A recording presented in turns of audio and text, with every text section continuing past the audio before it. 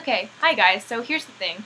I was not planning on making a video today, but something came up and I thought it was vlog-worthy, for me at least, something I wanted to get out there. So this is kind of just going to be an unscripted vloggity-vlog type of thing, rant, I don't know. I mean, I'm kind of losing faith in humanity, and that's kind of what I'm going to be talking about. So I guess the exposition is that I have been fortunate enough to, over the past year, be working on this really amazing film production that has allowed students to get involved, and it's been an incredible experience so far. I can't tell you too much about it. What I can tell you is that my character actually plays the victim of a school shooting.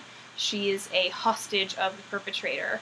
And you know, with everything going on in the news right now with all the shootings, it is really relevant and really powerful. And so since my character is a hostage character, her makeup is very intense. I mean, mascara down face from crying, really, really pale foundation to make my face just look blanched and terrified, and my lips are completely paled out. And it's not only very terrifying, but it's also convincing.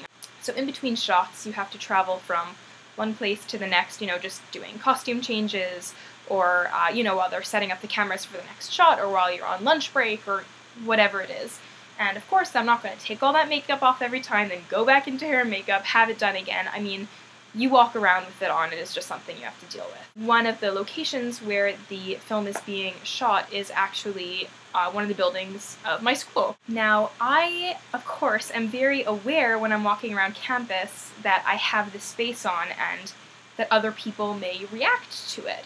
But what I wanted to talk about today, or what I wanted to lead in with here, is the sheer lack of reaction that I got to the makeup that I was wearing that did not look like makeup. I mean, there were those really rare times where I would pass a group of girls in the washroom. They would ask, you know, are you okay?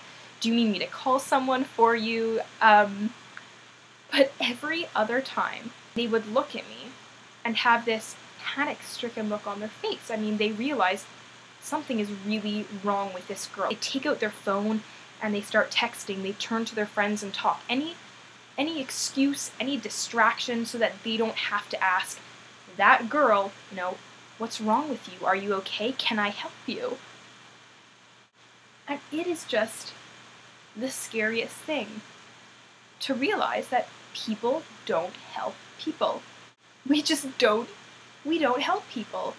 And this is what I was talking about, the downward spiral of humanity, to me, is when people no longer help people. How do we expect to grow and get better if we're not a people? We're a person and a person and a person and a person and a person.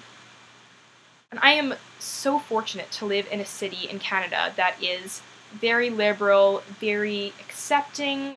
I mean, prejudice and racism, and obviously it exists, but for the area where I live, it's something that you hear about on the news, and something that you read about online, and oh, that's horrible, I'm so glad that doesn't happen here. But you realize that we isolate our peers, and we isolate people in our communities, and often it's the people who need to be taken in the most. Oh, that makes me so sad. How many times I've known people who feel so alone, and it doesn't take a best friend, and it doesn't take going out of your way to do any sort of huge favor for them. It just takes somebody going up to somebody else and saying, hi, how are you? My name's Loa. Is there anything I can do to help you out? I think we could make this world a hell of a lot less lonely if we lend a hand to people once in a while. I think everyone has become so encased in their own little social bubble and their own little world of comfort that people are afraid to perform anything that they think is a kind of transgression, anything that makes them feel uncomfortable. What should make you feel uncomfortable and should make you feel about 2 centimeters tall is walking by somebody who needs help and continuing on your day. I'm not impressed. And especially, like I said before, with everything that's been going on in the news, and not just like the horrible acts of these shootings that have been happening that, I mean, I can't even, but, I mean, the rate of teen suicide. People need to realize that it's not just about you. You can become a lot happier by building these relationships with other people, or by having just these moments with other people. We are so self-involved, wrapped up in our own problems, that we forget the bigger picture, and we forget to help those around us, and we forget to start conversations that should have been started, and we forget to love each other. Just love each other and support one another, because for some people it really does help. So be that person and go talk to that friend or not friend or stranger on the street or girl with her mascara and pale face who's in the bathroom. You know, just hi, how are you? I hope everything's okay.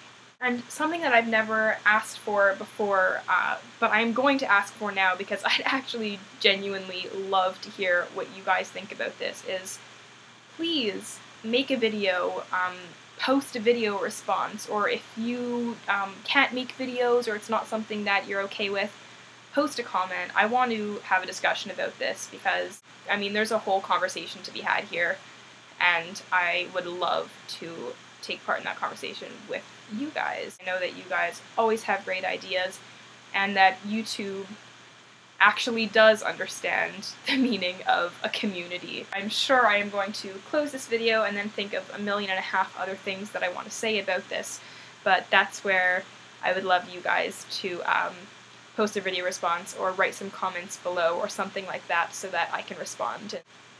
Be good people. That's all I'm saying, is just be good people.